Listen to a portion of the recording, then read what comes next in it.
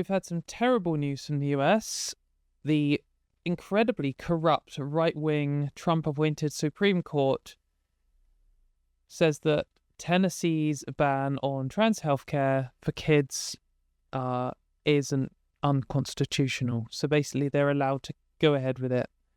I was kind of expecting this ruling because the Supreme Court in the US is even more corrupt than the UK one. It just seems like a complete joke. I have no idea why anyone has any faith in the Supreme Court in that country at all. But yeah, this is pretty grim. So the Supreme Court upheld Tennessee's ban on gender-affirming healthcare for trans minors, a jolting setback to trans rights. The justice's 6-3 decision in a case from Tennessee effectively protects from legal challenges many efforts by Donald Trump's Republican administration and state governments to roll back protections for trans people. Another 26 states have laws similar to Tennessee. So this is just going to be the same classic red state, blue state split that you see over everything in the US. Just going to get more and more extreme as the Donald Trump tries to tear apart the country. Super grim for anyone who lives in one of these 26 states and doesn't have the resources to get out of those states and move to another one or to another country. Justice Roberts wrote for a conservative majority that the law banning puberty blockers and treatments for trans minors doesn't violate the Constitution's Equal Protection Clause, which requires the government to treat similarly situated people the same. So this is, like, it's so brazen. I don't even know why they bother writing these opinions, because it's so clearly corrupt and bullshit that, like, who's the song and dance even for? No one reading this is like, oh yeah, that makes sense. That's sensible. So I think Aaron's pointed out here, the trans care ban doesn't discriminate against trans people. It's instead discriminating against gender dysphoria. By the same token, SB1 does not exclude any individual from medical treatments on the basis of trans status. Rather, it removes one set of diagnoses: gender dysphoria, gender identity disorder, and gender incongruence, like what makes this what trans people are, from the range of treatable conditions. So this is like very clearly just some very weak word game. I just feel like they've barely even put any effort into this at all. They're like, oh yeah, we're not discriminating against trans people because we're just discriminating against trans people.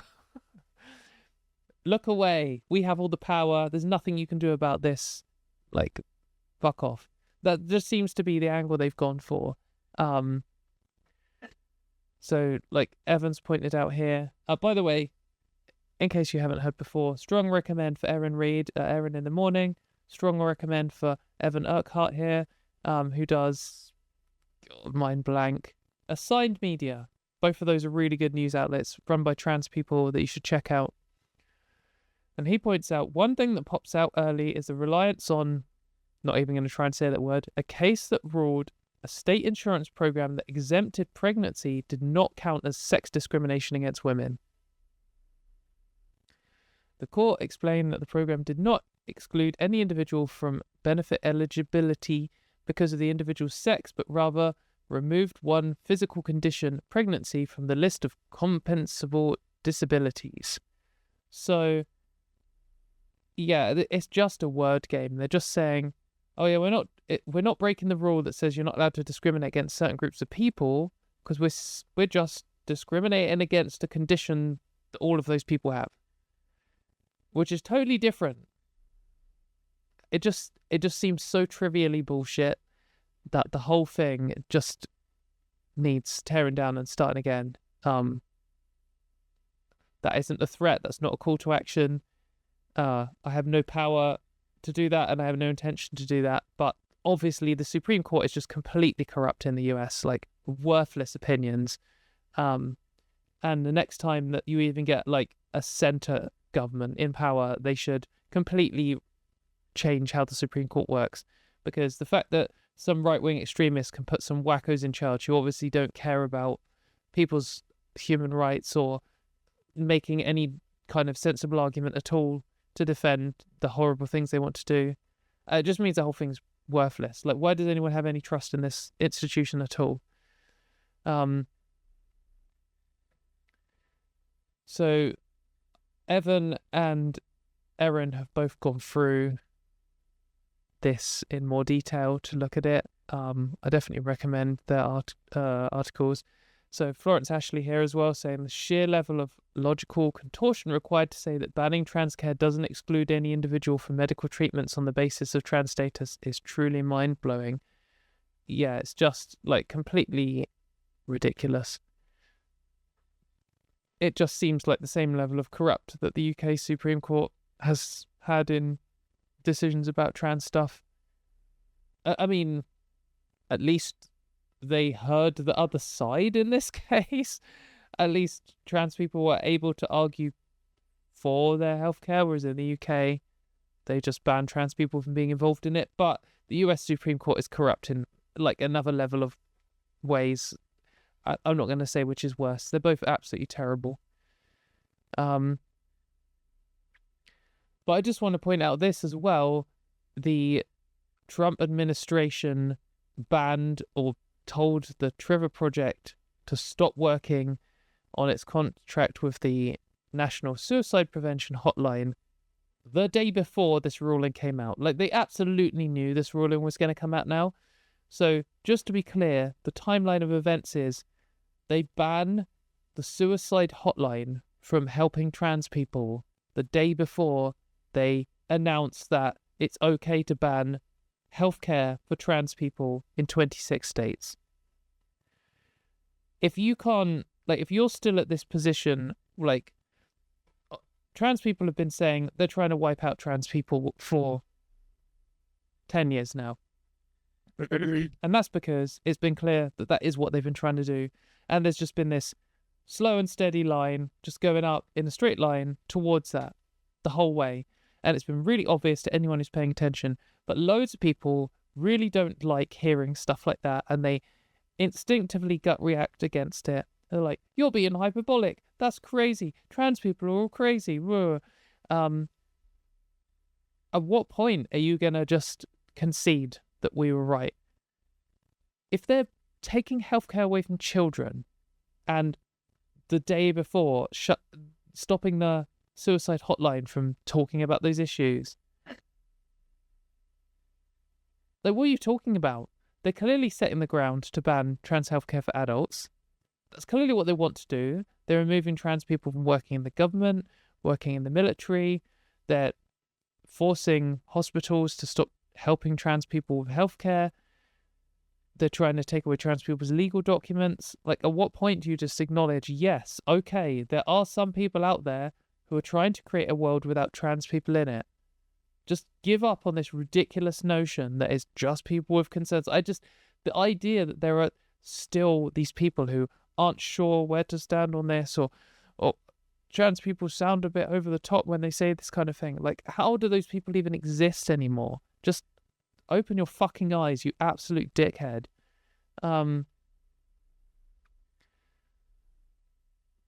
But yeah, it's very clear that this is what they're doing. They are trying to create a world without trans people in it.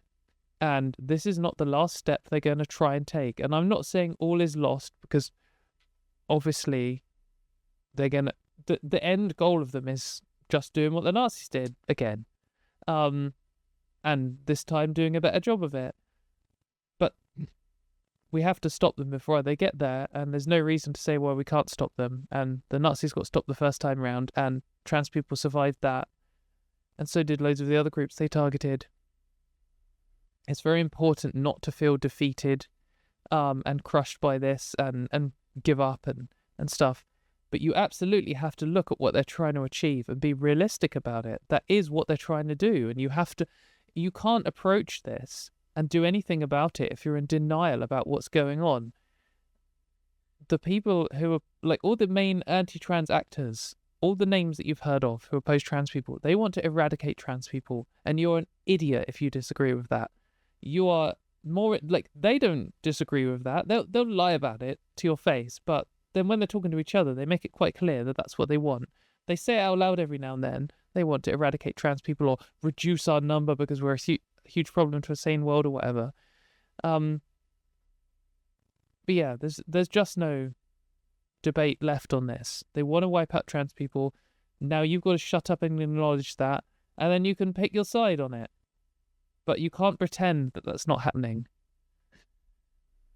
What I will say to American people who are like really super reeling from this decision and feel like you've been punched in the stomach is it's okay to spend a few days just completely crushed and unable to respond to this. You don't have to instantly start pushing back today, or you don't need to be strong today. It's really super bleak. When they banned trans healthcare for kids in the UK the first time and the second time, both times it was just so overwhelming for me that I just couldn't really function for the next couple of days. And the same when we had our Supreme Court decision, that's still negatively affecting me, but it completely flattened me. But then I was able to get up and start doing stuff again and start pushing back. And actually, particularly in the wake of our Supreme Court decision, more people than ever have stood up and started doing stuff. And more people than ever are angry about it. And we've had more protests, and the protests have got more notice and bigger, and more people. Like, stuff is happening. And, in one sense, we lost when the Supreme Court ruled that we shouldn't have human rights anymore or whatever. But in another sense, that was just one battle. And it caused a lot of people to realize that we are at war and they are trying to wipe us out. And that's caused us to have a load more allies. So don't see this as like the end. But this is super grim, especially if you are a trans kid who is affected by this, or you're a parent of a trans kid who's affected by this. That's going to be so grim to deal with. But it's not the end.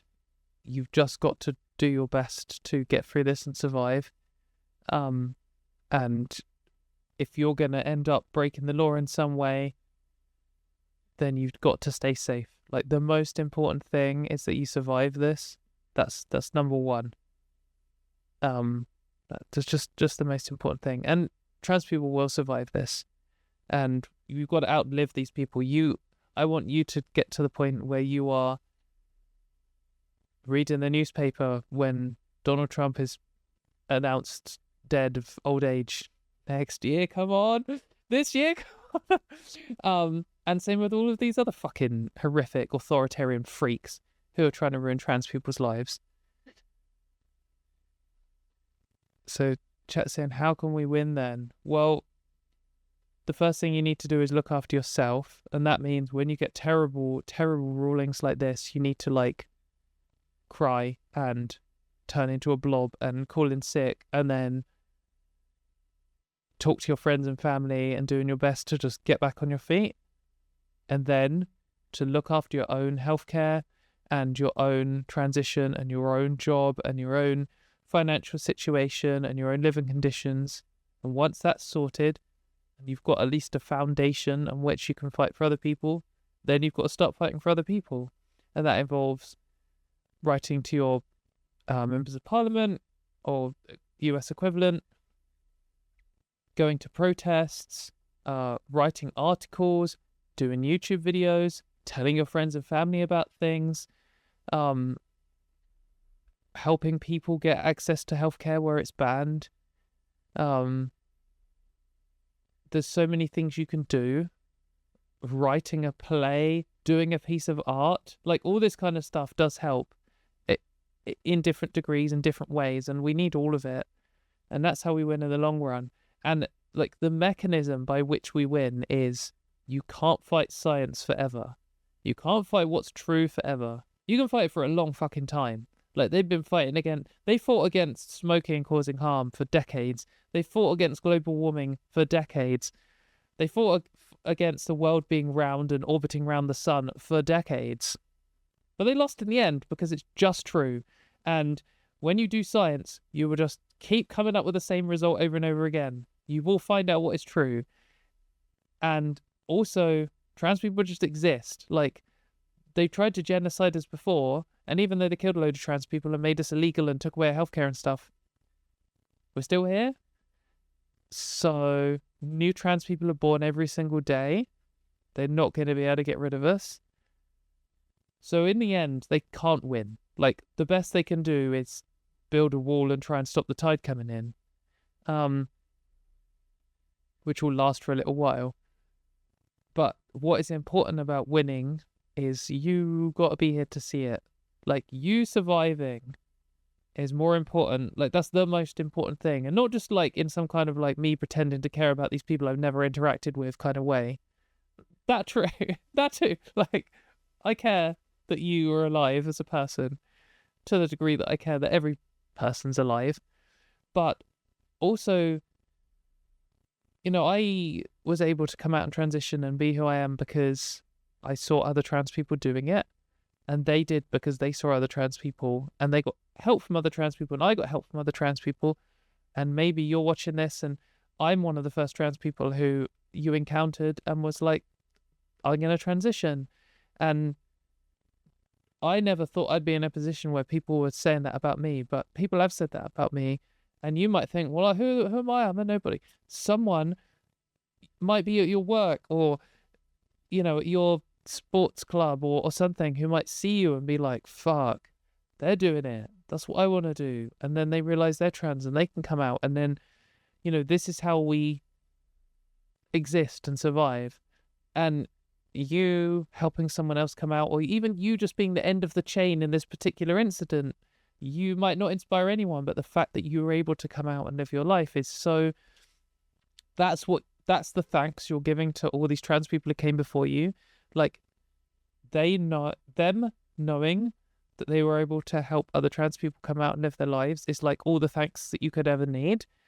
And it's like, fighting to be able to do that is the whole point in it, and that's great.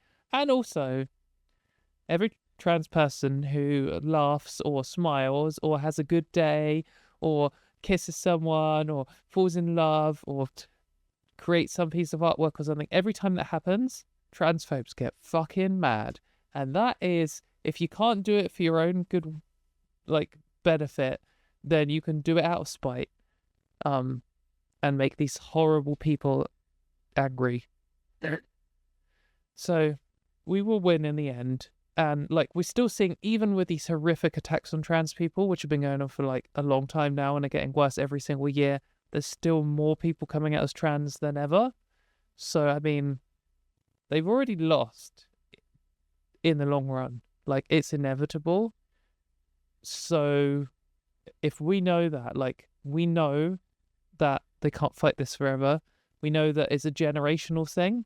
And when this current generation dies off and stops being in power, the next generation will be more pro-trans. Like, we know we're going to win the long run. So what could you ever do other than try and survive to get there? Or at least survive in order to help others get there. So, yeah, I don't know how long it's going to be. My position on when the trans panic first started kicking off, I guess 10 years ago, was that moral panics take like 20 years to do their little cycle, which is kind of how long it took for the gay rights panic and the satanic panic. So maybe we're halfway through. We'll see. It can't go on forever. The US is definitely heading to some kind of something. And that will affect the entire global mood, I think, when it happens. Whatever happens, happens. We'll see. But, yeah. Well, we've got to survive this. And if you, like, you've got to survive this for yourself, for other people, and to spite the transphobes.